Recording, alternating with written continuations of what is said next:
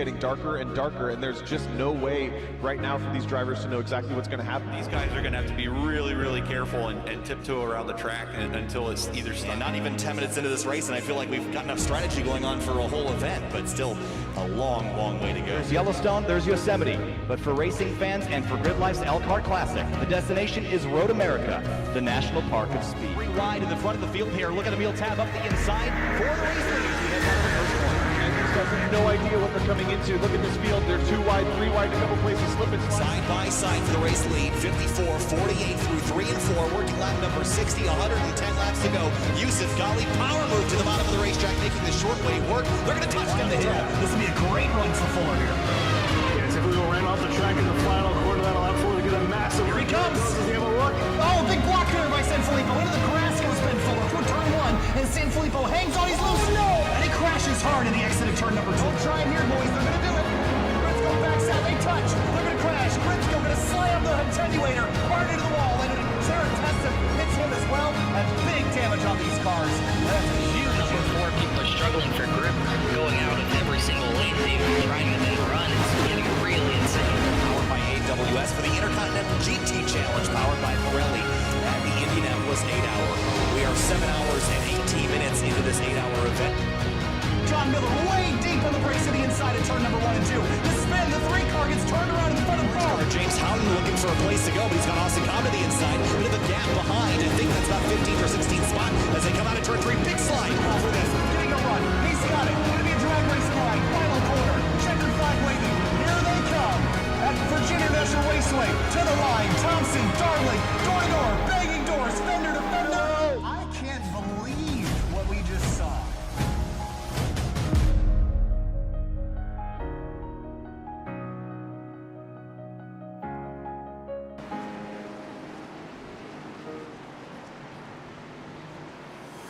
Twists, turns, climbs, and crests. Sunny Sonoma offers all of the above. Built on California's Sears Point, about 45 minutes north of San Francisco, this 2-mile, 12-turn road course offers plenty of challenges. Tonight's event is round 8 of the 2021 season, and after a doubleheader at Charlotte and a week off, we go road racing in the Fuel Mission 22 Premier Series for the San Pablo 140. Kyle Heyer alongside Connor Horn tonight for tonight's 44-lap race, round number 8 of the season. Connor, a week ago, we had an off week. 2 weeks ago, it was a chaotic makeup race for the Indianapolis race that ended up getting canceled. A lot of dramas heading into a tight and twisty road course here today. It's going to be an odd one for sure. Twists and turns like you were talking about. Sonoma's known for that, and a bunch of hills as well. Been a while since we've been on a call for anything. I think a month since we had a successful call for a race after the tragedy that was that Indy week. But I'm glad we're here again. Sonoma's really cool. Really cool road course here. I love driving it when I'm able to get the chance to, and it should be a blast to watch with all the drivers running here tonight. An absolute blast. Here is a look at this 2-mile, 12-turn road course. It all starts with a run down the front straightaway at full throttle, up into 4th gear only for a moment. A kink through the left-hander at turn 1, climb the hill, up a couple stories up to the top of turn 2, right over the crest, then down the hill towards turn number 3. That's a sharp left-hander, big curb on the left. Climb over the top of 3A, then drive down the mountain to the other side, turn 4. That's that right-hand kink with the big berm and big curb we're all used to seeing here at Sonoma. Then the run down to one of the best passing zones here at this road course, turn number 7. Leads you into the very fast single file S's, Connor. Nail these, and you're going to set yourself up for your best passing opportunity down at turn number 11, that hairpin down there. You have to be careful over those curbs going down those S's. If you hit one of those curbs the wrong way, you're going to be flying off into the grass, and it's not going to be fun if you go off track here. It's a big penalty if you miss the pavement, and you got to be very careful. Got to make sure you have a very clean run through those S's all the way down to that hairpin. Qualifying underway here for our 44-lap race. 6 minutes remaining. Open qualifying, so everyone will get their chance on the racetrack. Of course, Sonoma, California. We're in Sears Point, technically, by the map. About a population of 11,000 people, constructed in 1968, one of the older road courses here in North America. And of course, the chute, which we're running here tonight, added in 1998 and hopes to improve racing and the passing zones into turn number 7 down here at this secondary hairpin. So qualifying underway, as I mentioned, the left-hand side of the screen. Times will appear. Quickest right now, Justin Morton in the number 11. But the driver I'm watching is the TDR driver number 56. That's Riley Thompson, who went out to Charlotte, Roval, our only other road course this year, and dominated there. So I'd expect the same tonight in the 56. Yeah, I wouldn't be surprised if he wins by over 10 seconds or even more than that, maybe even 20. We'll have to wait and see. He has challengers. Thomas Bressy's always been good at the road courses as well, and Alan Elwood's shown pace as well. But this 56 always knows how to be consistently fast. A lot of those guys, Bressy and Elwood and a few others, they're fast for a few laps, maybe like 3 or 4 laps, but Riley Thompson's able to keep that speed up through an entire tire run or maybe even a fuel run. We'll have to wait and see. This 56 is going to be really hard to beat. He's one of the most consistent guys. One of the most consistent guys and also knows how to attack without necessarily burning up the tires on these cars. Now, I was talking to Finian DeCuna prior to the broadcast here tonight, and he told me that the keys to the race are 3. Have a look, throttle control, tire saving, and don't die. They all correspond with keeping the rear tires underneath these 700 horsepower beasts. You got a lot of rubber behind you, Connor, but it gets hot and very greasy very quick, and especially if the track temperatures are high, that can really lead to a very skittish experience. And the track temperature today, about 100 degrees Fahrenheit, so it is going to be a little bit greasy out there, and so making sure that you're not spinning those rear tires is going to be one of the most important factors in who comes out on top at the end of the night. And at today's state of iRacing, it's more important than ever to keep those rear tires on the car. If you spin them at least one time out of a corner, it's going to take them about maybe 3 to 5 laps to cool them back down. You spin those tires once, you're completely destroying them. If you spin out of a corner, good luck. You might as well just pit and take 4 fresh Goodyears. So you got to be very careful about those rear tires. You want to keep the front tires on them, obviously, but those rears are far more important at road course like this. Another driver we got to keep our eye on is Thomas Bressy in this number 24. Always a threat when it comes to road course racing. But in the past, longevity has been the issue for this 24 car and keeping the tires underneath himself for a long run. That's going to be the challenge. This race tonight shouldn't be a very long one, 44 laps. It'll be under an hour if everything goes nice and dandy. But for Bressy, the longevity, keeping the car under control for the entire duration of the run is going to be the biggest challenge. Other dark horse here tonight is that number 94, Finian DeCuna. Always has a bit more success at the road courses than the ovals, and I would expect tonight to be a pretty decent night for Finian, currently 5th in qualifying with a 1:18.856 as his best time of the night. He could use a really good finish here. He's done so well in the points, not just at the road courses. He's had a lot of good finishes on the ovals as well. 3 top 10s to his name, 7th in the points. About 100 or so behind. I don't know who's the points leader, but he's had a solid season so far. And if he could just keep getting these good finishes and basically just surviving the races that are complete chaos, like the doubleheader at Charlotte last week, he can put himself in a good spot for the fuel finals. Well, this is exactly what we were talking about, the situations you don't want to find yourself in. Here's Danny Ware, and the number 19 climbs up the curb and then gets a little bit too much rear tire spin into it and just pancakes himself into the concrete. That's a hard hit.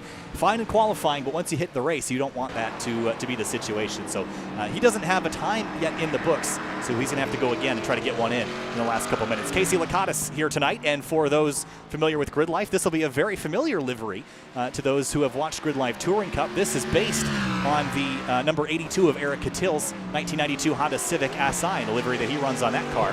Victorious at Circuit of the Americas a week or 2 weeks ago, I should say, at this point. But Casey right now does not have a lap time in the book, and he'll have to get one in before this qualifying session's over. See if he sets one here. This could be the start of his lap, and no, it is not. It's a 1:27.7 on my book, and that will obviously be way off. Likely just taking a very slow lap around the track to get the tires warm. But it's what you want to do. You don't want to slide them on your out lap. You want to make sure you just heat them up just enough where they're at the optimal temperature, and you can just go flying into these S's. A lot of patience required here, and the other thing that sometimes gets overlooked is you see a big counter steer correction at the top of turn 3A. How much you have to pay attention to your downshifts, Connor, and rev matching properly. Not heel-toe downshifting in these cars, but you will be rev matching. And if you're not doing it properly, you're going to have a hard time not wheel hopping into the corners. Connor, for those that aren't familiar, wheel hop, what's that scenario feel like? What does it look like? It feels bad. I know that from experience, and it just looks like basically you feel those rear tires start to hop if you're in the driving seat. If you're just watching, you'll start seeing those rear tires hop up and down and would just do it everything but grip to the bottom. If you shift at the wrong point, you feel in the car, you feel those rear tires chattering, and you have no control over the car. You're just trying to get it slowed down. It's better just to maybe even I remember Chase Elliott wheel hopped into turn 1 at Watkins Glen on that final lap. He said he put it into neutral to stop that wheel hop. That could be an option, but it's very difficult to do that unless you're, of course, Chase Elliott, a NASCAR champion. And if you can't do that, you're likely going way off the track, because those rear tires, if they start to chatter, you're pretty much done. And it's very difficult to get it slowed down once that happens. Managing grip at every step of the way, that's what driving stock cars at road courses is like. You don't have any acceleration because you're burning up the tires. You don't have any braking because you don't have enough brakes. You don't have enough of anything. What you need is skill here tonight, Connor, and wrenching on these cars left and right over the crest. I would argue that this is probably the most technically challenging road course that NASCAR visits. You can look at any other road course that we go to, Road America, Watkins Glen, the Charlotte Roval, even Coda, which we saw with the Outsider Racing League a few weeks ago. I would venture that this is much more technical with less straightaways to breathe. You're working the gearbox, you're working the brakes, you're working the throttle. It's a challenge every step of the way, and I think we're going to see that all night long. Bit of a lockup for KC into turn 7. With qualifying almost complete, drivers can finish their lap, but notice that Thomas Bressi has gone to the top of the board. Yeah, I can't say I'm too surprised. He's always good for big speed on the short runs, and he's going to try to put it up there. Maybe he tries to get one more lap in here. We'll see what this lap will be. I think the last person to take a time is Hayden Pastorius. He barely crossed the line in time. We'll see all these drivers coming across the line now to see where they can go. Michael Stroll, the first one, 28.8. He's going to stay in 13th. Not even close. Might have just ran out of time there. And Tyler Hensley's going to be next. A 19.7 is going to keep him in 9th. Just watching Thomas Bressi manage the grip. We saw him just sliding the car through turn 10 like we're at a drift competition. Even under throttle there, going into the top of 4th gear. That car just out of control. I think he clipped the fence right at the end. It was not a faster lap on top of that. Riley Thompson, I think he was trying to put another lap. He spun in the hairpin, so that lap's going to be completely done as well. So with that, qualifying is complete. One more time on the left-hand side of your screen. That is the starting lineup as it stands. 2 drivers will not log a lap here in qualifying. One of them, Danny Ware in the 19. The other, Zach Buchanan in the number 40, who hasn't, looks like he is not going to make it here tonight. So that's going to be a big change. Sorry about that. Alan Elwood just put his final time down. He almost got pole, about 2/10 off at 18.2, puts him 3rd. So that was a very good lap. Will Roberts and Hayden Pastorius are the last 2 to put times down here. All right, so times going in the board, and with 40 seconds remaining, those are the last drivers to come across the line that could have eclipsed Thomas Bressi at the top of the order. So we'll get down to the race here in just a moment. Again, our keys to the race: throttle, control, tire saving, and don't die. Make it to the end. This was a big topic of discussion in the Indy Elite Series race at Belle Isle on Sunday. We started with 33 cars. We ended with 13. I don't think we're going to see that level of attrition in terms of crash damage, Connor, but we will see attrition in drivers not staying on the black stuff. You got to stay on the course today, and that is a bigger challenge than it might seem. Yeah, and if you can't stay on the course, we're going to see a lot of strategy come into play. The guys who can stay on the track and are able to manage their tires, the guys like Riley Thompson, are probably going to stretch that run all the way to the end and see if they can make it to lap 22. And you have the guys who might not be able to stay on the track and wear up their tires way too much. You might see them pull in for a short pit and maybe try a 2-stop strategy. We're going to see a lot of variations of strategy, I think, as long as this goes green, which it should. Time to head down to the racetrack here and get our starting grid working here. Also going over the keys to race one more time. One of the other things that we should have mentioned about throttle control is that you're going to basically plan your tire wear around the pit stops that we have here tonight. You're going to have at least one. And if you've got tire to use at the end of a run, you might as well use it because you're going to replace them. So keep that in mind for the start of the second run. Moving on to the starting grid now. On the left-hand side of the screen, Thomas Bressi is your pole sitter. Justin Morton will roll off in second. Alan Elwood in row 2 alongside Riley Thompson, winner from the Charlotte Roval a couple months ago. He rolls off in 4th. In row number 3, starting in 5th, Finian DeCuna's number 94. Will Roberts in the number 3 car starts in 6th. 7th, Brad Slaughter in the 81. And 8th, Chad Simpson in the number 42. Row number 5, Tyler Hensley in 9th. Braxton DeWeese, the number 1, rolls off in 10th. Casey Shue, Casey Lakatos, 11th and 12th. Hayden Pastorius and Michael Stroll, row number 7, with Jonathan Gervin and Boomer Logan behind them in row number 8. Only one more row, row 9, Danny Ware will be all by himself, with Zach Buchanan not making it here tonight to compete. Now that's a big moment of news there, Connor, because Zach probably could have won this race tonight. So that's going to change how this race ends, I think. He could have used to go farther up into the points. Only 19th in the points, so he won't be looking for any dual finals appearances. He would have been a threat here. He's always a top 5 threat. Was running top 5 at the Roval until he had an incident. I think it was Elwood. It might have been Cameron Hearn, one of the two. But he definitely would have been a threat, and it's definitely, like you said, big piece of news that he's not going to take him. So tire worming, will we see it? Is it worth anything, or do you want those Goodyear tires to be as sticker as they can be for the launch of this green flag? You need to keep them fresh. If you're wearing them out a lot in practice, you probably want to keep them as fresh as possible. Plus, you never know. A lot of the times you try weaving your tires and you might put yourself into the barrier or hit someone else. So I just be careful. You want these tires as fresh as possible. One thing I want to point out is turn number 4 here. Have a look at the angle of attack. You're going to be running out over the edge of this berm here. There's this wall right here. If you hit that, Connor, your day's over. So you want to make sure that by the time you come out of this turn, that you're heading back across the racetrack and heading towards the confines of the yellow lines. Again, no track limits to worry about here tonight unless you hit the fences that restrain them. So you can go off course as long as you get back on safely. No harm, no foul. All right, heading into the S's here. 44 laps should be about a 57-minute event from flag to flag. Potential for full course yellow, unlikely.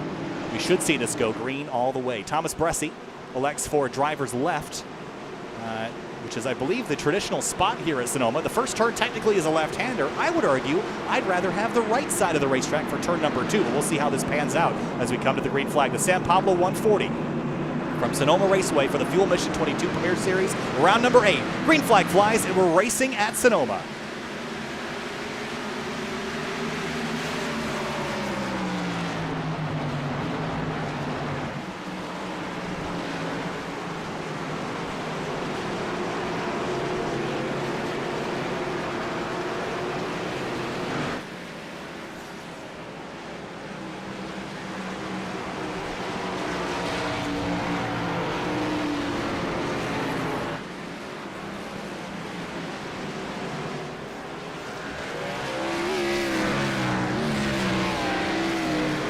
Jumping the curbs in turn 4, so far so good. Bressi leads the way behind. Bit of a lockup for the 56 car at Thompson. Here's Braxton DeWeese on the inside of Tyler Hensley in turn 7. He's going to go by and take that spot away, or try to, by the time they hit the S's side by side. Everyone trying to get as much track position as they can right now because it is going to be a bit difficult to pass. Not too many passing zones, although the passing zones that there are very aggressive ones as everyone's trying to single file out. Interested to see how Riley Thompson can get through the field. Not the qualifying effort I think he wanted, even though it was still 4th place, but track position matters a decent amount here. He's got time to make up if he wants to get to that 24. Vinny DeCuna down 1 spot. Will Roberts up 1 into 5th. Lock up there. You see the right front tire start to slow down. Now, no flat spots here in iRacing, but you do get the degradation involved with a flat right front tire. So you just have to keep an eye on your tire temperatures, and the only way you can do that is by feel. No fun numbers to tell you any of that. You won't know the tire pressures or temperatures until you come down pit lane, and then you can kind of adjust your driving, but hopefully you won't get to that point. Here's Casey Shu trying to get by Braxton DeWeese. They're two already battling a decent amount. DeWeese was trying to make moves at the very beginning of the run. He did pretty much stayed where he was, but he was trying as much as he could. He was one of the few guys who were side by side on that first lap. You see everyone come through that turn 4, trying to make sure they don't hit that wall. Finney got really close to it. Everyone's being pretty calm, cool, and collected over that particular part of the racetrack. And now Riley Thompson is heating up the rear tailpipes of Alan Elwood on the run through the S's here. And Thompson, again, is one of those road course drivers I'd expect to be super competitive here today. Morton and Elwood, I'd say, are solid top 5 runners. I would expect that this 56 car in race pace should be a little faster than these two, though. He's got to make the passes, though, and obviously, other than Riley Thompson, Thomas Bressi is going to be the guy he has to get through the beat, as Elwood's actually, I think he's actually going to give, Will Roberts way into the hairpin, missing a little bit, but get a decent run out, and get under Alan Elwood, who let Riley Thompson fight for that 3rd position. So Elwood, I think he moved over and let Thompson through. He just overcooked it a little bit too far. So did the 3 of Will Roberts, but he gathered it back up and will continue. But Roberts is actually a little bit quicker than the 5 car right now. He might have a chance to get by the number 5 here in a moment. He tried to do the over-under, try to get on the curb and get a run out of that corner, but just overcooked the tires too much. Got to be careful with how much he's getting on the throttle. He can put those rear tires way easily. Also got to be careful how much you hit those curves coming over the hills. Out front, Thomas Bressi leads, but Morton is closing in. Meanwhile, Jonathan Gervin has found himself around. This is at the exit of turn 2. Let's go back and see if we can find how he found himself here. Comes up over the crest of turn 2, and I'm going to bet that he either gets a little bit of dirt. No, he was already sideways. Yeah, just overcooked it on the throttle, trying to get out of the corner. Easy mistake to make at a track like this. So keeping an eye, though, on the race leader. I don't think Bressi is all that much faster than Justin Morton right now. That gap stays constant at about a half a second. I think Bressi should be paying attention. Morton's not going anywhere. Trying to get to the bumper almost. Bressi doing a good job getting through the hairpin, though, getting as close to those tires as he can and getting slowly on the throttle, keeping those rear tires on. A big lockup back there. I think that might have been Chad Simpson or maybe Brett Slaughter. Casey Shue has hit the wall hard at the exit of turn number 10. He has absolutely obliterated it. Let's go back and see if we can find how this happened. Already sideways going in and just loses the back end here, Connor, and going to hit this wall hard. Could have locked it down earlier to stay off the wall. He just had too hard of a right turn trying to get to that curve and get through that corner. And it's definitely going to be maybe the first retirement of the race. That was a big hit. That was a pretty big hit, big enough to impact the performance of the car, that's for sure. For the race lead, though, Morton keeping Thomas Bressi within sight and closing in, perhaps, just a little bit as well. I have to think back through the whole season. I think this is already one of the best runs this 11 car has had. He's usually not one that competes for many wins, gets decent finishes, but usually not one battling for the lead like Bradley Thompson or Bressi or Alan Elwood, those guys are. It's definitely a solid run for him so far. Also behind Chad Simpson, you mentioned the lockup a moment ago, but Simpson's also dealing with some pressure from behind that 81 car, big slide at the crest of the hill. And the race leader's teammate, Tyler Hensley, is right behind in the 44. That's for 9th place. Whoa, you see the counter steer there as he climbed the curb. Managed to hang on to it, but isn't going to be able to pressure the 42 into the turn 11 area here. 42 locks up. You see how much that smoke makes a difference now. iRacing updated the smoke, and we won't see it as much now, but next week at probably an oval, if someone spins, it will be hard to see. I've experienced it. If there's a bunch of smoke off of the corner, you cannot see it. You have to be really careful. They probably need a spotter to get through it, so we'll have to see that come to play more next week. Whoa! This week. Wow, Will Roberts almost lost that car, and Dacuna in the mirrors. It's keeping Roberts' head looking up at the mirror instead of out the windshield. He almost ended up going the wrong direction here. Yeah, those rear tires are not going to last to halfway, let alone to when he wants to pit for maybe 2 stops. He is really, especially out of that corner, out of turn 2, he is really losing the rear end. Climb the berm, help the car rotate through turn 7. But Dacuna definitely keeping the pressure on. I think Finian is going to race a little bit better than he qualified. But Will Roberts shot out of the cannon pretty quick, and this is where we're going to start worrying about the tire degradation, especially when you're sliding the rear end of that car around quite a bit. Have a look here. The laps that Will Roberts has run, already a 1.5 seconds off of the pace that he ran earlier in the night. And they're probably just going to continue to go lower and lower until he finally has to hit pit lane for either fuel or maybe a tire going down the way. And Steve tries to send it in the entry of that hairpin to get decent execution of Finian. Still got that battle for 7th. Chad Simpson not letting anyone go. Slaughter's still struggling himself with runs off the corner. Tyler Hensley's trying to bounce. A 3-car fight for 7th, and a 2-car fight for 10th. The 2-car fight for 5th. Battles all over the racetrack. Back into the lead, though. Morton has not gone anywhere. Well, the last time Bressi did re-expand that lead by just about 7/100ths of a second. Harry Thompson was a little faster on the 2nd or 3rd lap compared to Bressi, but all their times pretty much similar. 19.501 for Bressi, a 5.76 for Morton, a 6.42 for Thompson. Those 3 are easily pulling away from the rest of the pack right now. Alan Elwood can't quite keep up. Woo! Roberts and Dacuna real wide at the exit of turn 4. This is going to get racier before it doesn't. Yeah, but this is not a passing zone that Finian's going to want to pass. He's obviously going to be patient at this point, but he's going to stay on the bumper, maybe pressure Will Roberts into a mistake, and that it is. Roberts sent it, completely missed the corner. He's just going to cut the corner. He's going to rejoin right to a side Finian. That's one way to make a pass. That guy needs a track map. He's got a little wide there at the exit of turn number 7, and let's go back and have a look at how this all happened. You're going to watch the car wiggle here. Does he get too much curb? Right here, bounces off the curb once, twice, and then he gets the car sideways, and then just bails. He knew he wasn't going to make that corner, so instead of even trying, he just went off road in there. I think that was probably the better decision, too. Looked like it was. He will lose that spot in the process, though. Behind them, Simpson, Slaughter, and Hensley converging for 7th. Got battle. DeWeese trying to hold off Case Lakatis back there as well. Still got battles all over the racetrack, whether it's people falling back or people just charging through the field. Very racy early on. Dacuna trying to run away from Roberts the quickest he can. Out front, the lead is expanding just a touch, so we'll keep the focus on the one for 7th with Simpson under pressure. Big jump by Brad Slaughter, trying to shortcut turn 3A. That's usually not how you want to hit that curve. You barely want to hit that curve, but he's just going to drive completely over it, and he might have gained a little bit of time. Definitely want to probably stay on that curve on turn 4 there. I think Hensley's going to have a look. He will down the inside of turn 7. Can't get deep enough on the brakes to get alongside.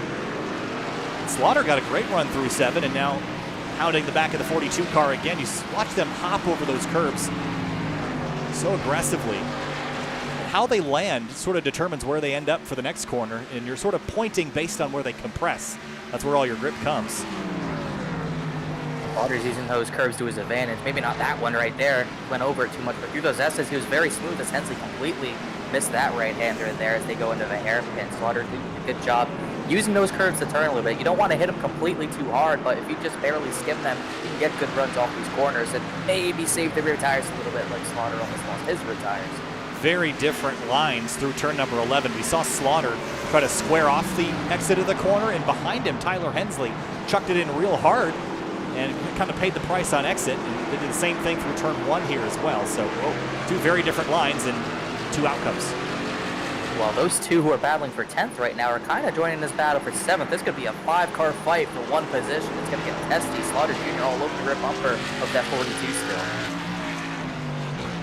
This is like watching a race in slow motion here, as Slaughter has a slight issue with connectivity there. Again, it's like watching a race in slow motion. Sports cars around here would lap seconds faster just because they've got so much more grip, so much more downforce available to them, and not having to deal with the poor braking capabilities of these cars. So while everyone's lapping at very slow average speeds, they're still struggling to find any purchase on this slick blacktop here. Yeah, I hope none of these people were driving sports cars or Indy cars before this. Whoa. At this track, as Simpson missed that right-hander, he's going to go into the grass. Can he save it? Comes in front of DeWeese. Good job saving it. Good job by DeWeese and winning it. They'll lose 1, 2, 3, 4 spots all at once. And drops down to now 11th place. Now that moves the revolving door up to Brad Slaughter. He's now 7th with Tyler Hensley in behind. That battle has sort of died for the time being. Back up front, 2nd place getting a little closer. Thompson real aggressive over 3A. Trying to make up ground on 2nd place. A bit too aggressive there, as I thought these top 3 were going to pull away from everyone, but I don't know what he is keeping ground with these. So pretty much a 4-car breakaway from a lead right now, but Bresci still just barely expanding that lead, although Riley Thompson about 2.5 tenths faster last time by. Justin Morton right in front. Until the late stages of qualifying was actually the pole sitter. His best lap of the race is actually quicker than Thomas Bresci's, but the quickest lap of anybody so far is actually that of Riley Thompson. A 1:18.897 is the best lap in this race by 0.3 of a second. Oh, Alan Elwood really sideways. That right-hander before you get into the hairpin, a lot of drivers struggling with that as the 5 really kicked out the rear end there. Putting a lot of steering input in through turn number 11. It's just, you feel like you're compromising no matter what you do down there. Whether you're first gear, second gear, you're always making compromises. The 44 of Hensley just sailed into turn 11 right to the rear tailpipes of the 81. And now Will Roberts for 6th is falling into their clutches. Yeah, we kind of expected that from Roberts, how hard he was getting out of the corners on those rear tires. It's clear that he completely took those rears, and he's paying the price falling way back all the way to these guys who were battling for 7th. Yeah, I think the 3 car is really burning up his stuff. Yeah, it's no surprise. He's been doing it all race. It's only going to get worse from here. Tyler Hensley just really sends it into every corner, almost harder than anyone else on the racetrack right now, but he does pay the price on exit. In behind him, watching Braxton DeWeese reel these guys in as well. Compressing back together, you can also add Casey Lakatos to the mix. Now, Lakatos started this race, remember, at the tail of the field. Well, I guess he didn't start all the way at the tail. He ended up qualifying 12th, but he's coming forward as well, and his pace hasn't dropped off as much as those in front, so he could grab a few spots here by the tail end of this run.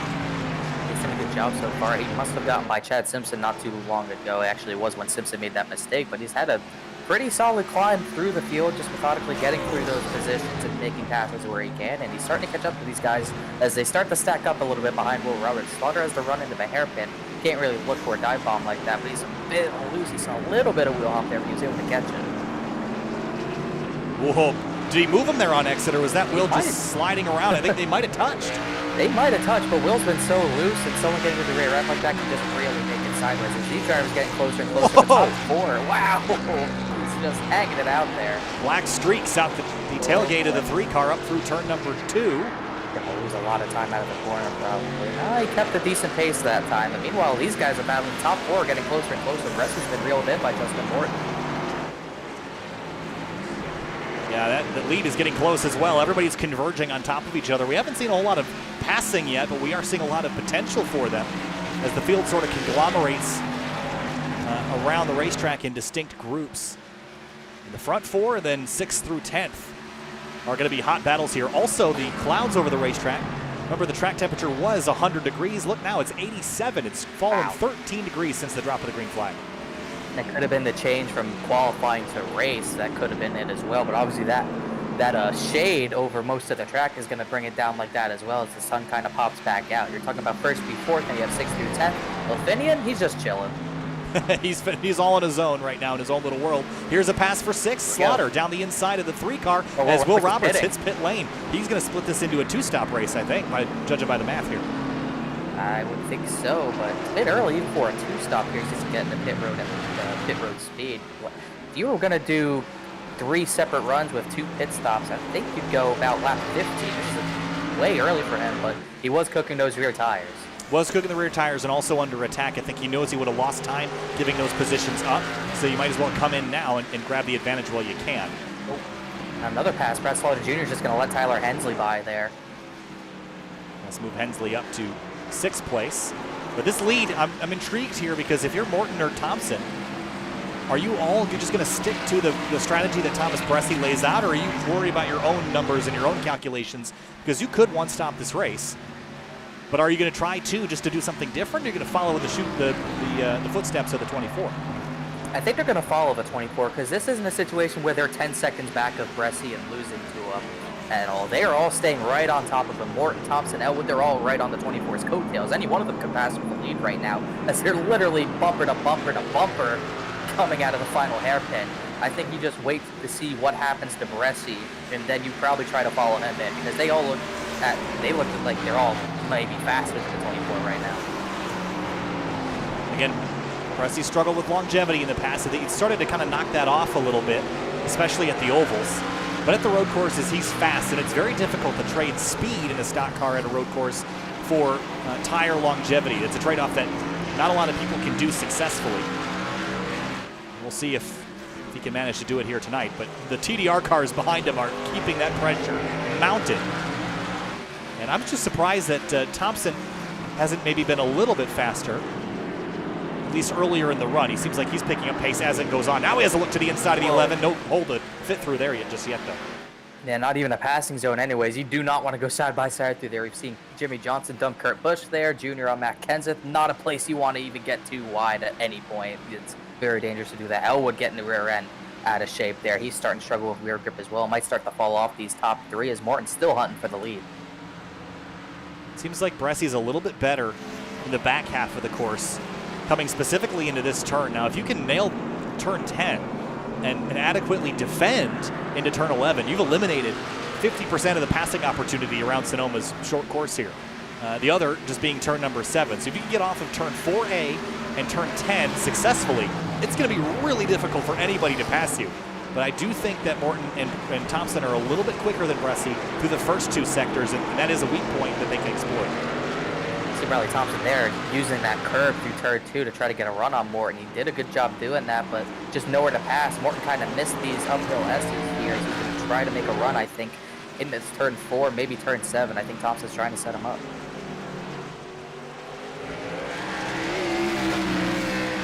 Not quite there. On board with Riley Thompson. The other thing you have to consider is it worth using up tire at this point in the race to make a pass? You're probably going to have to lock him up or do something a little bit wild if you want to get by. Maybe that's not a risk that they want to take this early in the race. I think the one person in this 4-car group that we might see try a 2-stop is Elwood. He started to fall back. He got way sideways out of turn 7, and look how much time he lost. Definitely falling off of this group, and as soon as you start realizing you're losing time, it's a good opportunity to come and hit pit lane, although he's not going to do it this time. I think only Will Roberts is the main guy who's pit. Maybe he can get up to these top 4 when everything cycles out, but he'll probably pay the price. Well, Will Roberts already pit, and he's running about a half second faster than the leaders at the moment, but it's not fast enough, I don't think, to really justify coming in this early. The tires are going to fall off, but we haven't seen the rest of the field slow down all that much. I mean, we look at most road courses, Connor, you see fall off 3, 4, 5 seconds like we saw at the Roval. Look here, Bressy's only about a second and a half off pace, which isn't as much as I would think it would be for this track and this tire wear level. So maybe it's not worth pitting early. Yeah, if the fuel can go to halfway around lap 22, you're going to try to do it. Also, you got those halfway points to obviously deal with. So if you can make it to halfway, you're probably going for those points, and it's going to be difficult for Will Roberts to make up any sort of ground, like you said, when the fall-off just isn't there. Justin Morton trying to close in on Thomas Bressy and do something with him, but right now they just seem fairly content running where they are. Camaro, Supra Camaro, the top three. Then Elwood, DeCuna, also in Supras. Hensley in a Camaro. And there was a Ford here, and yes, they do exist. Boomer Logan back in 14th place, running the only blue oval here tonight. The only other guy who runs I think a Ford is Justin Roden. Obviously he's not here. Had a good run last week in the doubleheader at Charlotte, but obviously didn't feel like going up the road course. He's usually a part-time guy anyways. You said Camaro, Supra, Camaro. You say that, you got those makes, and you're right, but it's just funny that there's one team and you run two makes. There is Boomer Logan's Ford Mustang, the only one on track. I think the only other Mustang we missed, or we are missing tonight, is David Mott Jr. on top of Justin Roden. Well, there's a big lockup into turn 7 for Boomer. He's struggling just a little bit here tonight. Trying to make do with what he's got. Able to stay on track for the most part. I haven't seen him really put a wheel out of place. He's done a good job for the most part, just keeping it on the track. Nice patriotic livery as well. That Mustang is mean looking too, isn't it? Oh, it is. I don't know why more people don't run it. It's very scary. You see that in your rearview mirror, you get out of the way. It's so strange to me because we've talked about this in the past where typically the Toyotas are the least used car when all three manufacturers are an option, but here in fuel, Supras are the popular car and the Chevrolets kind of run second to that, and then no one uses the Fords. It's a ghost town in the Ford factory, but I'm not exactly sure why that is. I don't know either. Just a lot more people appreciate Toyota in this league, I guess. Those Supras are nice looking. I like the noses on them, but I love that Camaro. You just can't go wrong with that Camaro front end. Front two are on top of each other. Elwood has actually rejoined this party almost. Just about a half a second back. I don't think he's completely dropped out. I don't think he's given up hope on staying with the leaders just yet. He's a little off pace, but I'm not sure that he's completely stuck with them on pace tonight. Starting to see those rear tires give out on even more drivers. Fidian was all the way drifting through that hairpin there. He was able to make it work, but those rear tires are going to start to die. And Tyler Hensley's been real back in by Brad Slaughter Jr., so they've kind of separated themselves from the Weiss and the Cummins. Lap traffic for the race leaders. That's Jonathan Gervin in the 33. Right here on the middle of your screen. Lock up into 7. Smoke cloud, they'll drive through it. But Bressy feeling the pressure now more than he has all race. Morton right on that rear bumper. These leaders see that lap traffic. You know, getting by lap traffic, no matter where you catch it, they're going to slow you down a little bit. This could be where we see drivers try to dive in for a pit stop possibly. Yeah, Bressy is looking ahead at lap 17. You're close enough at this point, I would just go. I don't think it's worth staying out and being with that lap traffic, and he's going to stay out. I'm a little surprised by that, Everyone to be totally else does. honest. Everyone else does as well. No one thought it was worth getting away from that lap traffic. Gervin's actually just going to get out of the way, so good job by him. He knew the leaders were coming, and he had to get out of their way. Elwood lost a little bit more time out of that final hairpin, but these top three, once again, converging with each other. Closing in on the halfway point of this race, climbing up the hill towards turn 2. It is very, very tight for this top spot. Any mistake would take Bressy out of the race lead. Morton knows that. And Riley Thompson's just there to pick up the scraps, but I don't think you want to be third if this goes all the way to the white flag. I think you'd rather be in second, right on the rear bumper of that leader, or the leader and be way out front of everybody else by 10 seconds. Yeah, we've seen that before. Jeff Wright in ORL not too long ago, probably last season. You want to be way out front if you can, but it doesn't seem like anyone has an edge right now, and I think we're going to start seeing these top three really push. Like Riley Thompson could go to the inside of Justin Morton right here, and I think Morton's going to give it to him.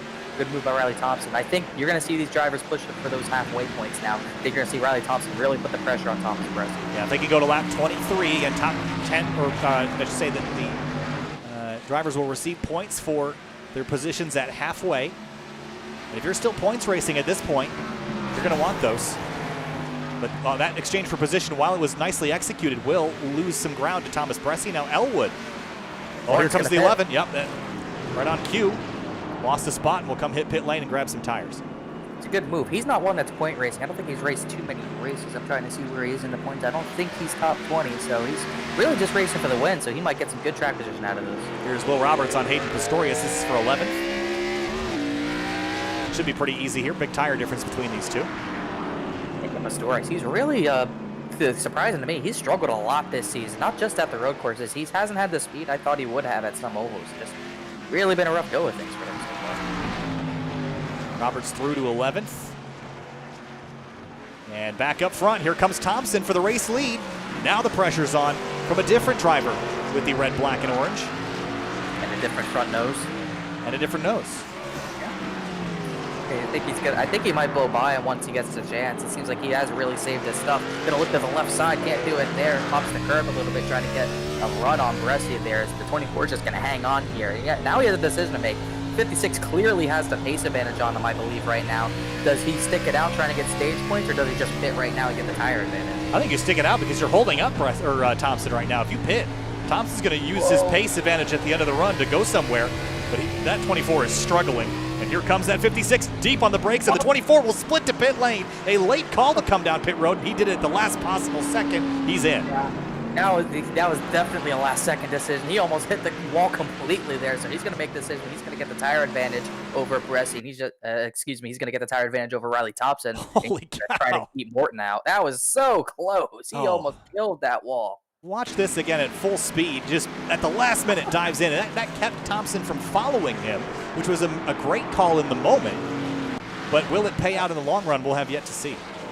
Elwood didn't try doing that as well. He's the points leader by about 24 points over Tarrant, who's obviously not here. And then if 4 more points added to that over Thompson, so he could have easily done that as well. Vinny DeCuna remains third. He has not yet elected to come down pit lane. Thomas Bressi back out on the racetrack. Here comes Morton. He's going to try to get him here. It's going to be side-by-side right here, but I think, yep, Bressi's going to have him still. That was actually an important move for Bressi to retain that lead because he's also now on fresher tires than Morton by a couple laps. You would have expected that Morton could have made up the difference in pit lane and have a few laps on those fresher Goodyears, but wasn't able to make up that gap. And now the issue for Bressi is he's pit right into traffic, and it's going to slow him down quite a bit. Thompson's not going to respond. He's going to stay, probably get these halfway points. Same thing for Alan Elwood. I'm surprised Elwood hasn't tried anything, but these top 2 are going to stay out. I think Finian might do the same, but he's a long way back from those top 2. Oh, Justin Morton just got absolutely shut door by the 50 of Casey Lakatos, and that's going to cost him a whole bunch of time. Again, very different strategies going on between these two drivers. Tough move to make around the right side in that part of the track. He's going to make it work. That might run Lakatos out into the dirt. It would make it work, though, but look how much time he lost in the rest. Yeah, that was about a second worth of time that he lost to that 24 car. Up front, Riley Thompson is making up some significant ground on Alan Elwood. Was a half a second faster than the 5 who almost found the barrier there. I think Riley's in a great spot here. He's going to collect some halfway points. He's going to come on down, get tires and fuel. He might come out behind Bressi, but we saw that he was better at the end of the run. The next end of run after he pits will be the end of the race, and I think I'd rather be have a tire advantage then than I would right now, which is what the 24 has. Yeah, it depends how much time Bressi makes up. Because if Bressi's getting through that traffic at a decent clip right now, Riley Thompson gets back there and can't get through the traffic as well. That could lose him too much time where he can't catch back up with him. Riley Thompson's going to hit pit lane now. It's Thompson onto pit lane. Thomas Bressi by his teammate. That's that 44, the JT Motorsports 44. Alan Elwood will stay out. Go ahead, Connor. No, I was about to say the same thing. Elwood stays out on the racetrack. He's going to pick up his first lap lead of the night. And Vinny DeCuna will also stay out. He should inherit second place here in a moment. Here comes Slaughter and Bressi. And Hensley's going to come to pit lane as well. So pretty much everyone's going to start making their rounds. DeWeese comes in as well. For Finian, you might as well stay out as long as you can. He had literally no one around him. So if you can stretch it as far as you can, you probably won't lose maybe any spots. Playing the long game perhaps for the 94. Alan Elwood is, I don't know what he's banking on, and maybe just having the best tires at the end. And I don't hate this strategy for the 5 car. Given how long he's been out on this stint, 22 laps, he's going to pick up the halfway points, and he's going to have the best tires of that front 4 for the end of the race. And he wasn't that far off of them in the first place, so this tire advantage might be what he needs to kind of get up into the thick of things with those front 3. So I don't hate the strategy for the 5 car. We'll see if it pans out. We'll have to wait and see where he comes out as Now, Thomas Bressi. I was going to say, Connor, the mistake was he should have pit this time by. He's got a 23-second gap to Taguna. So if he had come down pit lane this time, he still would have gotten the laps led, or the halfway points, and he would have had his tires as soon as possible. Yeah, he probably just wanted to make sure he got first, I guess. Like you said, he had enough of a gap to Finian where he was able to make it work. And Finian obviously stayed out again, but he probably still would have beat Finian to the line. So I would have reacted there too as well. But he definitely didn't. And also, Riley Thompson did a really good job on pit road. Morton's going to let Riley Thompson by and let him chase down Bressi on much newer tires. That's not the gap I think Bressi needed. He needed way more time between those two. Yeah, the other thing is Thompson went about 4/10 quicker on pit lane than the 24 of Thomas Bressi. But the difference that you see on the racetrack now, where Bressi's up the road by about 2.5, 3 seconds, that is all from Bressi's fresher tires, while Thompson was out there lapping on older tires. Now, the challenge for Bressi is to maintain that gap as his tires burn off and Thompson's aren't quite to that same state yet. That's where Thompson's going to gain this time back and be able to run the 24 back down with this overcut call here. With 20 laps to go, though, it's too long for Bressi to stay out in front of that 56. I think he'd have to come again and bank on running the 56 down on raw pace. I'm not sure if he can even do that as Elwood. This time he will react. He will come to pit road. He got those halfway points. Elwood got first. Taguna got second. Bressi third. Thompson fourth. Morton got fifth. And Elwood's going to take those points and hopefully get some decent track position and maybe can chase down those 3 for some more positions. Led a handful of laps, multi-time race winner this season, running well in the points and just clicking them away right now as he comes down pit lane for his first stop of the night. Finian Taguna will follow him down on a similar strategy by the looks of it.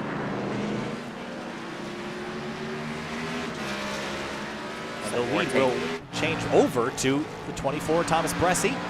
And Riley Thompson was 7/10 of a second quicker last time by alone. So that tells me that this 56 is not going to spend a whole lot of time in the 24's mirror. Yeah, I mean, these guys are both aggressive drivers, but I think the only aggressive thing Bressi can do to keep Thompson behind him is just straight up dump him. I don't see any other. I mean, Bressi's good at defending, but the tire advantage from 24 to 56 is even 2 laps is far too large. It's going to be really tough to keep him behind him. Also have a look at Thompson's lap times. Last time by was his best lap of the day. He is on a mission, and it's going to be completed a little earlier than scheduled, I think. Pit road's a busy place right now. The remainder of the field is on it now that the halfway points have paid out. Pretty much the rest of the field. Lakatos is coming off pit road. Jonathan Gervin, the lap car. Brad Soller Jr., Braxton DeWeese has already been to pit road. Finian just got off of pit road in front of Tyler Hensley. I think that pretty much should be everyone done. I don't think anyone else has really stayed out. Will Roberts is in 7th. He might have one more stop to make, though. He pit on lap 11. I highly doubt he can make it to the end. Oh, saw Bressi lock up again, kind of skidding that right front tire over the inside of turn 11. Way down the racetrack, there's Roberts and Taguna going at it again. And a quick work this time for the 94. Yeah, coming out of pit road. Who's that coming out of pit road? That's Hayden Pastorius. I thought it was a different TDR car, but those top 3, really it's just the top 2 now. The 11 has really lost a lot of time to the top 2 as those 2 are given it everything they've got, Bressi especially. That's a good move by Finian, by the way. Roberts' tire disadvantage compared to the 94, and just able to send it down there. It looked like a lot of fun there. Kind of tank slap at the exit of turn 7. They got it gathered back up and continue. For the race lead, though, Bressi's lead has shrunk to half a second, and it's coming down even farther, lock up into 7, and here comes that 56.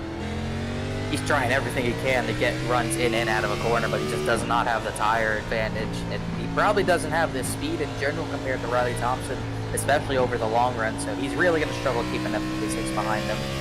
He's going to have to somehow block and hope he doesn't get dumped. I don't see that working out though.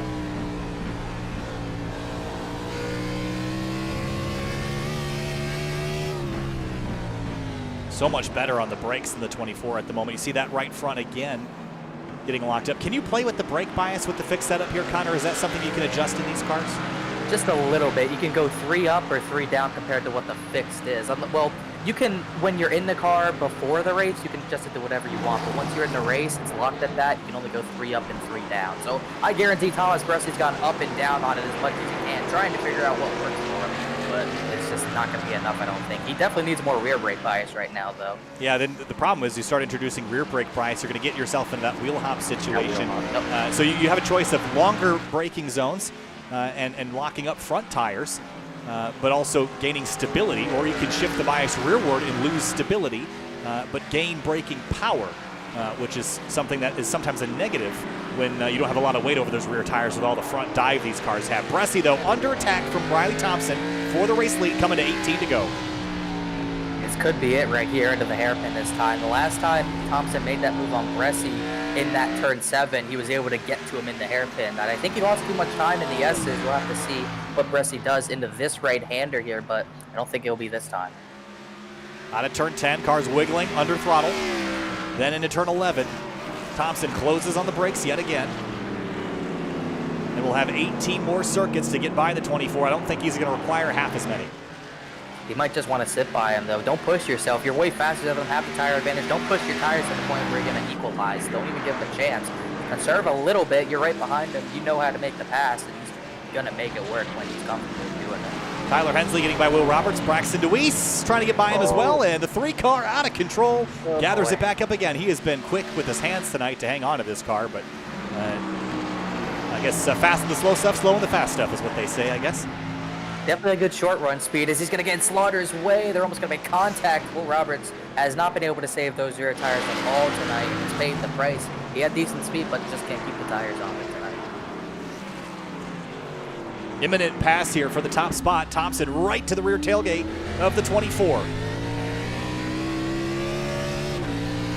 Now it's just a matter of time. And does Bressy have anything up his sleeve? Is he going to pit again, maybe? And try to run them down organically just on raw pace. I don't think that's even remotely a realistic strategy, but that might be his only trick left, is to go back to pit lane, get tires, and go back out there and try to run them back down. Here comes the 56 for the lead into turn 11.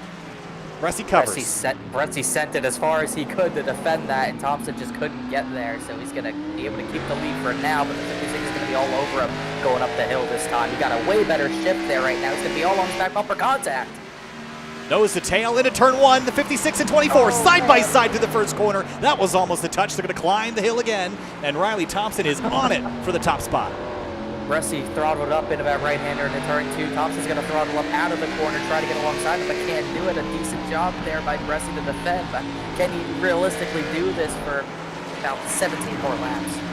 I don't think he can do it for another half a lap. Thompson going down into turn 4. Big curb here on the inside. Not really a great place to pass. Jumps the curb. That's going to cost him some time. That was a big mistake. He has so much time to work with. He has no reason to be pushing the 24 that hard. When there's a passing opportunity, you got to do it. You got to do it where there's passing zones. You can't do it there. That's not a passing zone. Look behind Justin Morton and Helen Elwood. Big lock up into turn 7. The 5-car going by the 11. He will pick that spot up. Tell you what, that 5, he's got decent pace compared to the leaders. He gained many tenths on them right now. But these two continue to battle, and Riley Thompson can't get by the 24. Look out for Alan Elwood. I think what Thompson is doing that worries me is not that he's quicker. That's the good thing. The bad news is that now he spent an entire lap sliding this car around trying to get by the 24, and that is starting to equalize those tires. They flash heat pretty quickly here, Connor. So as soon as you start sliding them around, any benefit that you did have is going to go away pretty quickly. And now they're going to equalize, and Bressy is going to end up on a more level playing field than Thompson wants him to be. Yeah, that's what we were talking about. He has plenty of time to work with. Do not wear your tires out. Don't equalize those tires. Keep the tire advantage you have and wait for the perfect opportunity. He had a good opportunity in the hairpin the last time by, but he wasn't able to make it work. And now he's hopping curbs really hard, not getting the time he should be. Patience, I think, is what Thompson needs right now to hang on to this car and bring it where he wants it to go. He's got the speed, the pace, the talent, but does he have the patience to put it all together? Riley Thompson's also pretty young. Not that Bressy isn't, but think, what, Thompson's 17, 18, something like that? I think he's 18, but Thomas Bresci definitely isn't an old head of the series, I wouldn't say. Hey, if these two continue the battle, you got to look out for Elwood. Last time by, pretty much a full second faster than those two. Closed it to under 7 seconds, and he's got plenty of time to make it work. Thompson looking low into the hairpin. Can't do it. Gonna try to cross him over. Double crossover. Gets to the right rear. So close to those tire bundles on the inside. Bresci got in a little bit hot. I thought he had it woed down. He might have lifted off the brake pedal just a little bit. Thompson's still sliding as they come through turn 1. This is getting exciting. 15 laps to go with Sonoma. Plenty of time to work with. I don't think he wants to use the bumper, but he's already accidentally used it. He might have to use it. The 24 is going to go way sideways, loses time. The 56 is going to have the run. He's going to look to his right. Bresci's going to push him off track. Yeah, not a place to make a move there. I'm not really sure. Thompson's getting a little impatient here. It's fun to watch, but it's not conducive to getting this pass done any more effectively. He did the smart thing this time. He didn't go for the move in turn 4. He's going to wait and try to get the run into turn 7. He's got a good run. He kind of lost on exit. He's really not in a position to make a dive bomb. Oh, man, he's setting him up, though. Tracking out a little bit farther left into turn 7. Apexing a little later and getting a little farther squared off. Now the S's. This is where Bresci's been pretty good entering. But Thompson makes it up through the center. Look how much farther forward. Oh, there's going to touch between the front and rear, and there is definitely contact, and Bresci is now very, very aware that the 56 car wants to get by pronto. Yeah, he's got the run here. He's going to get to the rear bumper, but he slides him again, but he's still in a position to make the dive bomb. He's going to go for it, sends it very deep under brake, and they're going to be dead even here. The 24 can't block it, but he might get a better run off. 56 going to turn in, and I haven't yet. Man, Thompson's gotten the throttle down, but Bresci's going to have 2 left-handers to get back by for the race lead across the line. This time, Bresci leads the lap by a nose. 14 to go, neck and neck heading up the hill, but Bresci hangs on. Can he cover the 56? He will. I don't believe he was able to cover him. I thought the 56 had him. He'd have the advantage, but Bresci's still able to defend. And Alan Elwood gained 1.5 seconds on those guys. The gap's under 5 seconds. It's not about the gaps, it's about the tires. And right now, those tires are going away. Another touch. Thompson's getting very impatient. I think that's the chrome horn letting Bresci know that his time is running out and the graciousness of the 56 is running out. Still got plenty of time to work with. No reason to rough him up just yet. You can pass him clean. You just got to do a better job. He's going to hit him, though. He's going to get into the bumper again out of turn 7, but Bresci's going to get enough of a drive off. Thompson's got the run there, but he's going to have to lift over the curb a bit too hard there. This is just aggravating and raising the blood pressures of everybody here. Thompson wants by. Bresci wants to stay up front. And both of them, they got their heart rate pounding through their chest right now. They want this bad. And this is when this transcends esport. This is when it transcends the hobby. This is real racing, real stuff here on Sim TV. Thompson looks to the right. Another dive into turn 11. You know, I'd say Riley Thompson has plenty of time. He really doesn't. Alan Elwood will get there and pass them both if he's not careful. He has a better run out of the hairpin here. He might have him, but Bresci's trying to hang. No, he can't quite do it. Thompson clears Bresci for the lead, gets it done. 3 laps in the making. But Bresci, a great run through 1. They hit him almost there as he almost gets to the left side. He's trying to get to the bumper to try to get back by him. I just don't think he can do it. No, not quite. I don't think he's going to have the tire left now, but he was so close to getting overlap into turn 3. Oh! He knows that this is, if the 56 gets away, it's game over. Thompson's getting sideways, trying to get away from the 24. I'm surprised Bresci didn't hit him there. 24's giving it everything he's got. I think he's running out of time to get another shot at the 56. It's going to have to be a pretty big send from a car length back to get the job done. Elwood, though, was not wasting his tires all this time, and he is closing in. There he is in the number 5, coming to the party. And with tires that are likely a little fresher feeling than the greasy hot ones up front from these guys sliding around the hooligans. Thompson's got to do his best to kind of cool those tires down, because if he doesn't cool them down, Alan Elwood will have a chance to get there. But even then, Elwood's going to have to deal with the 24 as well. Yeah, I think Bresci's bid for the win is over at this point, unless Thompson makes a pretty huge mistake. The tire difference is too large to overcome. Had he kept overlap on Thompson for the run up the hill, that might have been a different story, because I think Thompson's patience was running out. That could have ended in disaster, and it somehow didn't. I can't believe. I thought he was surely going to hit him in the turn number 2, but he was able to hold off him, and they somehow didn't touch there, but he was able to make a really strong run. He's really good getting into turn number 1 and 2, but he just can't get close enough. Thompson's still sliding those rears. Yeah, Bresci's way better in turns 1 and 2, but as you mentioned, you can't really make a pass up there unless you figure out something nobody else has figured out in the last 50 years of this track existing. It's just difficult unless you already have overlap going into the corner. Alan Elwood was a half a second quicker than the front two the last time by, so he is still coming in the background of the shot. There he is. Don't throw it away there, buddy. He almost chucked it into the fence. Yeah, I thought he might have been saving his tires. I think tire saving's out the window for him. He sees those two getting closer and closer to him. He's just trying to make it work right now. Urban had a really big lockup back there. That 5's trying his hard out, but I don't know if he's going to be able to get there. One thing that could help him is maybe lap traffic. Riley Thompson won the race at Charlotte Motor Speedway, the Roval, a couple months ago. There it was a little bit more dominant than we've seen today. I would argue that the 24 had the better car for the first 60% of this race. And now in the last quarter, this is where this 56 is really coming alive. But I just don't think Thompson qualified as well as maybe he should have. If he had qualified up front, we might be looking at a very different trajectory, and he might have led a lot more laps than he has under his belt so far. And in that first run of the race, he was very patient, even though he only qualified for it. He didn't go dive bombing his teammates or Bresci or the 5 of Elwood. He made one pass, he got up the third and just rode there, saving his tires, waiting for the time to pounce.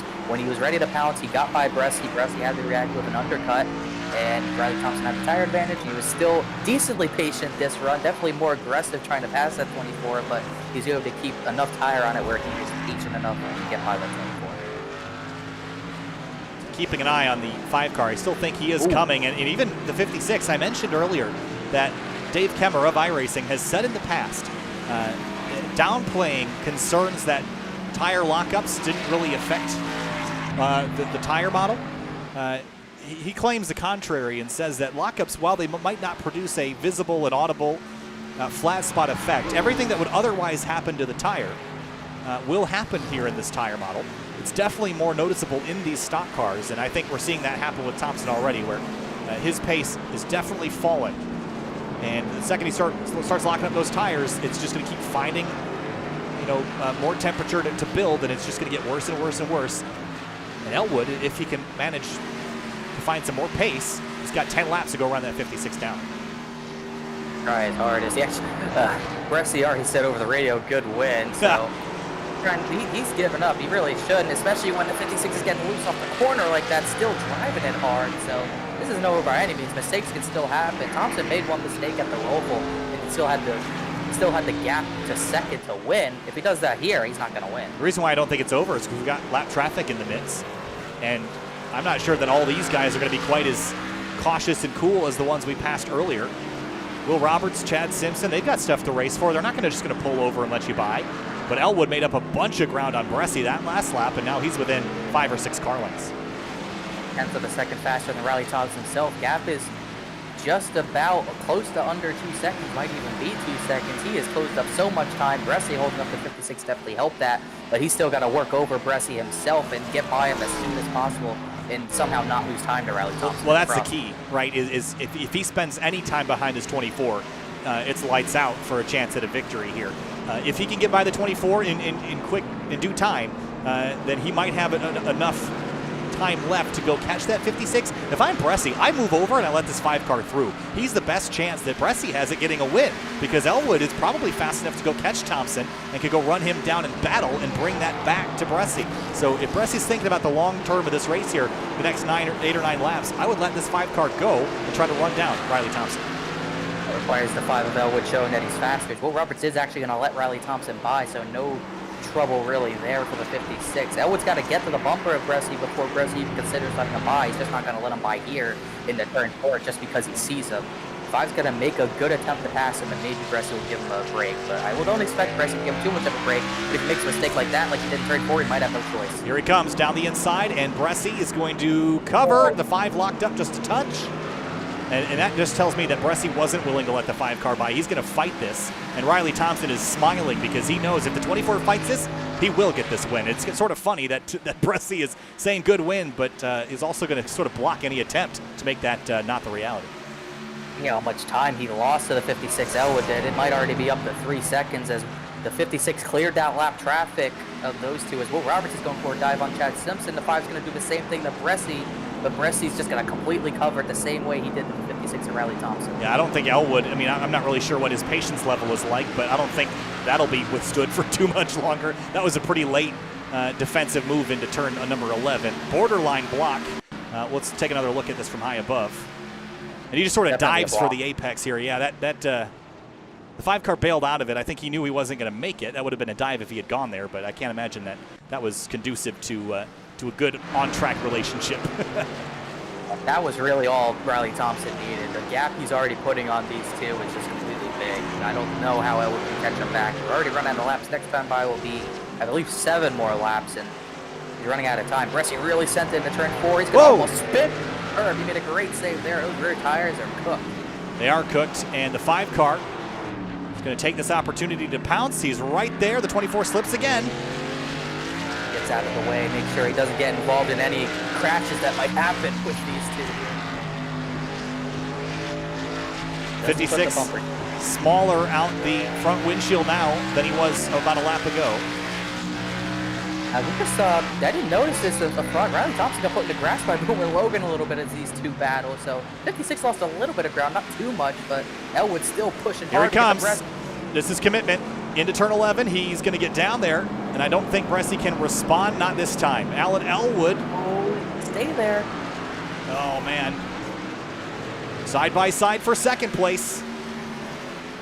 Bressy's going to have him here, and Elwood's going to have to find another way. He's going to try to stay to the right side. Almost contact. Bressy's going to shove him wide a little bit, but Elwood's able to stay to the right side. Not quite. This is going to be contact. Elwood lost it. Oh, man. Yeah, he just couldn't quite stay alongside.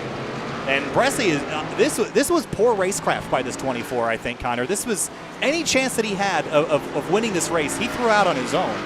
If he had let the 5-car by, Elwood would have caught Riley Thompson based on the pace difference that they were running. And now they're both just got overheated tires, and they're just going to lose to the 56 car now. I'm just surprised that Bressy didn't see that. I think you got to look, if you're looking at a championship run for Bressy, this is one of those moments where you're going to look back and wish he did something different. You know, you got overheated tires and overheated drivers. Yeah, probably. For sure. I think driving emotionally is what's going to cost him any chance at this race, because, again, if he had let that 5-car by, he would have run down Thompson, and who knows what would have happened after that. But you could have finished third, or you could have finished, we could have won the race. But this way, he's probably going to finish third still. Maybe he'll grab second, but I don't know. I don't see this being a long-term good strategy. Or also, I can't imagine Elwood's feeling too hot about this either. And going on to the short tracks could see this favor return. I'll have to wait and see for anything that could happen between these two. But we talk about how, Bressy, obviously, if he lets the 5 by, he has a better chance of winning. But as a driver, you don't want to do that. You don't think about that. Well, let's be honest. You don't think about that as a driver. As a driver, you don't think about, if I let this guy by, I have a shot for the win. You're always thinking, if I let this guy by, I lose a position. You're not thinking about gaining positions out of losing position. You just think, you lose position, you lose position. So you think you have to fight for that. In reality, he shouldn't have fought him, but as a driver, I've been there before, you do not want to lose position at any point in a race, and it's really hard to get yourself out of that mentality. Yeah, it's just one of those short-term gain, long-term loss things, I think, as we continue to watch them battle for second place. Behind them, there's Braxton DeWeese and Casey Lakatos. This is for 8th going into turn 11. Casey almost got some overlap there, not quite. A 38-lap long battle. These two have been neck and neck with each other the entire time. I think DeWeese has been in front of him most of the time, too, but they've literally been nose to tail the entire race. Up front, Riley Thompson leads this race by 4.3 seconds. Last time by was a 1:20.7. So he's the quickest driver on the racetrack, to no one's surprise. But remember how this run started, as he had burned up his tires and overheated them battling Thomas Bressy. But he's had a chance to cool off a little bit, and now he's finding pace again in this 56 car with 5 laps to go now. Painful, because even then, last time by, Bressy was actually 0.3 faster than Thompson, and Elwood was a 10th faster. So this could not, it could be a battle for the lead right now, but those two battled a bit too hard for a second. Elwood's pretty much burned his not his right tires, but his rear tires off. I'm actually kind of impressed with the defense that Bressy has managed to withstand. There's a fairly significant tire difference between those two. 4 laps, which might as well be an entire new set of tires at that point. It's they drop off pretty quickly after the 2nd or 3rd lap of running. but that 4-second gap is likely not going to come down completely. Here's a battle. Turn 11 again. Lakatos gets through. Use a little muscle to do it. Done yet. Oh, they're going to touch. He's almost going to turn the 50 there. He's going to try to get back under him. That is not a place you want to go side by side that tight. I think the Weiss is finally going to have to let the 50 go here. That was one way to do it. Use the elbows and get those things out and knock him around a little bit. But he's going to spin almost. He's barely avoids him. He's going to lose that position right back. Not for long, I don't think, though. I think the 50's still a little quicker. Man, there's been some hard battles today. This is why whenever we come to Sonoma, I prefer running this short course, Connor. I think it's just so much more conducive to good racing than the full course is here, which you run the carousel and all that. I just think you can't run that in any way that feels good, and it doesn't really set you up for anything, any good passing opportunity. I feel like this version of this racetrack is the bread and butter of Sonoma. Definitely, I think the prime of Sonoma is this circuit, and it's really fun to watch. It's been especially fun to watch today, and through all the really hard, tight battles, it's been rather clean. Really, not many retirees had Casey Shoes incident out of turn 10, and Danny Ware parked it not too long after him, but still got 15 drivers running this race still, and 9 drivers on the lead lap. Back to second, Bresci and Elwood. So Elwood and Bresci both had a couple laps to cool off. Do you think anything's different now that we have 3 laps to go? No, I don't think so. Elwood had to cool his tires down. That's about it. He had to cool his tires down to make another run at Bresci. He's probably hunting for the bumper once he gets to this 24 here. We'll probably have a look at how they're going to race this time right here. Into turn 11. That's a big dive for the 5. 24 leaves the door open. Oh, he's going to slide him. Oh, they're going to touch. Just a slight scrape, trading paint. But Bresci's defense out there has been rock solid. The reason why is he's been able to parlay a strong entry into a lot of speed on corner exit, which has been helping him stay even with people, even when he doesn't have the preferred line. And as long as you can stay on driver's left through those double left-handers on the front straight, you've got that spot.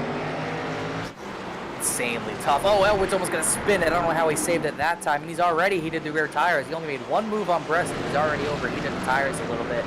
He might not have another shot at him, but we'll wait. Another look at what just happened between the 42 and 3. Wow, big slide by Will Roberts in front.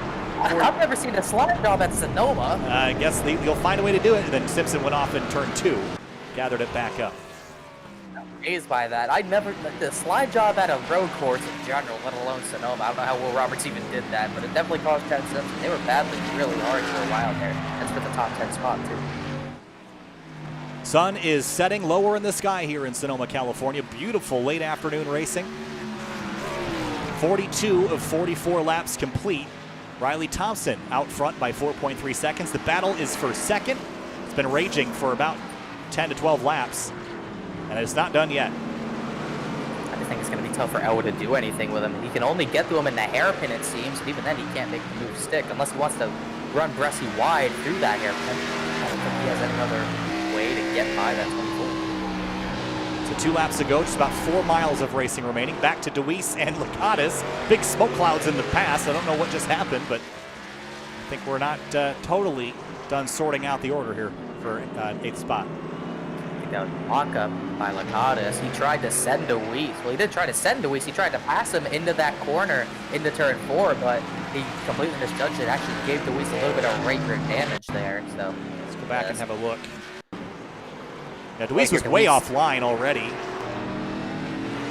Tries to get to his left. Then he's going to try to cut it right, and Deweese is already braking right there. That's where that came from. Oh, Brad Slaughter Jr. just spun in the hairpin. Right in front. He'll lose a position or 2 here if Deweese and Lakatos come into the picture. Now it's a 3-horse race for 7th. Big mistake. He might lose some big positions here. But meanwhile, coming through the hairpin, Riley Thompson just lapped Michael Stroll for a second time as he's coming to the white flag. So the battle for second getting a little closer. Battle for 7th. Make that, 7th place. Here comes Lakatos around the outside. Slaughter's off. He's going to hit the tires a little bit. He's going to be able to keep it from a big hit, but he's going to lose 2 positions in one swing. Deweese and Lakatos are going to have 2 laps. Next time by will be 1 lap to decide who ends up in 7th spot. White flag is out for the race leader. Riley Thompson only has 2 miles left here at Sonoma. And he will be sweeper for the road courses this season. We only have 2 on the schedule, and as long as he finishes out this lap in the race lead, he will sweep both on the 2021 Fuel Mission 22 Premier Series schedule.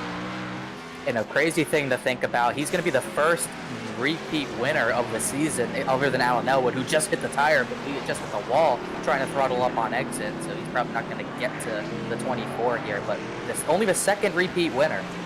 Yeah, looking at the season, Shane Terrian was the winner at Daytona, Brendan Queen at Auto Club Speedway, then it was Elwood at Rockingham, Thompson at the Charlotte Roval, Elwood again at New Hampshire, Elwood again, and Elwood again at the 2 twin doubleheader races we had at Charlotte. But for the rights and the lefts, Riley Thompson, not only in Charlotte, but also on the West Coast. It's a sunny California afternoon for Riley Thompson. Victory will come for the second time this season. He will join Elwood with multiple victories in the wins column. Thompson wins the San Pablo 140 at Sonoma. As he holds on to second, Elwood third, as it's a long way back, not a long way back to Justin Horton, who's holding on for fourth. Vinny Laguna, who's in fifth, is going to come all the way, just coming through the S's. Chad Simpson just barely got Will Roberts for that 10th position at the very end there. But Vinny just now coming out of the S's. And Thompson celebrating. This was a hard-earned one. It was not straightforward to get this one done tonight, that's for sure. He had a big battle. That was a really nice battle with Rusty. He was able to keep cool enough that he could get by him and keep some tire on it to get away from Alan Elwood and Rusty. Really strong run from him. Definitely one of the kings of the road course in this series, no doubt about it. He crushed it tonight. Let's have a look at our race results. Tonight, top of the board, Riley Thompson, second win on the season. Thomas Bresci comes home 3.4 seconds short. Alan Elwood, strong run there, Connor. Things could have been different, but he ended up in third. Morton and DeCuna rounding out the rest of the top 5. Finian, solid top 5 run for him. Owned a lot of a race, and that's probably for the better. He had a really calm, cool, and collected race. In 6th place there, Tyler Hensley. 7th and 8th just finished. We Scott Lacadas for that 7th position. Brad Sawyer Jr. in 9th. And that's everyone who was on the lead lap. Just 9 cars tonight. Chad Simpson comes home in 10th, right ahead of Will Roberts, who is only a couple tenths of a second behind him. Aiden Pistorius, Stroll, Boomer Logan, Jonathan Gervin, the rest of the top 15. Denny Ware, Casey Shue out early. Buchanan did not make it for tonight's race. We've got Alan Elwood joining us, 3rd place tonight. Alan, so close to grabbing a second or potentially even a race win. You had the pace to do it, but had a hard time getting by that 24. Take us through your run to the end there. Yeah, just it was a good race at the end, though I'm a little frustrated. I thought the strategy was going to play out, but I caught those guys at the front and figured that it'd be a good race, and then at that point it was just like I didn't have anything to get around Bresci. I tried. I raced him as clean as I could without actually dumping him, because I could have dumped him a couple times, and you know, he's just lucky I'm nice, so I figured I'll just take the third and move on. Takes the third and moves on. Alan, a really strong run tonight. Started third, finished third. We head next to the Nashville Fairgrounds next week. We'll see you there. Best of luck to you. Thank you. Thomas Bresci comes home in 2nd place. Man, that was defensive. Fun to watch, Thomas, but not quite a victory tonight. Didn't have the pace to stay up with Riley, but you and Alan had a heck of a battle there towards the end. Take us through that battle and what was going on inside your helmet. Yeah, just trying to, I guess, walk out of here with a little bit of dignity after that. Second sucks. I don't really know what else to say. It's just, you know, it's kind of tiring. Just, I feel like I can run well everywhere, but there's always somebody, and it's just the latest installment. So, just, what can you do? Thomas Bresci, 2nd place tonight for the number 24 Exalta Chevrolet. We'll see you at Nashville next week. 169 laps. We'll see you there. See you guys. Winner, winner, chicken dinner, Riley Thompson, 2nd win of the season. Both coming at the road courses. We're watching the battle now on screen that you had. Use that front bumper, the chrome horns a couple times. But Riley, you got it done. Started 4th, finished 1st. Long time coming to get to that race lead, but once you got it, you drove away. Take us through it. Well, I'm still debating if I should use that bumper in the corner more, especially on that train. It would have been nice, but the whole time it was pretty good. It was a bit of tire saving as usual, but especially having Justin up here and not getting killed for once, it was a really fun battle up front. Looking forward, we've got no more road courses on the schedule this season. Do you think that your opportunities for wins are at the road courses because that's a special skill set you have? Do you think you've fallen sort of into a good scenario in these races, or do you feel like you can grab a couple more wins by the tail end of this season? I think I've been a lot better of tires over these ovals. I think that's what my big issue was before. So, especially besides tracks like Talladega coming up, I think I should be a little bit better off than I was last season. I don't think I even made it past into it or into the finals, but I think this season there should be a pretty decent chance. All right, Riley. Hey, congratulations. Second win on the season, the only repeat winner other than Alan Elwood. Best of luck to you next week in Nashville. We'll see you there. Thanks. All right, Connor, final thoughts on Sonoma. That was a great race. This is why I love road racing with these stock cars. They slide around, they're fun to watch, but all in all, our road course ringer came out and he did it just like we maybe thought he would at the start of the night.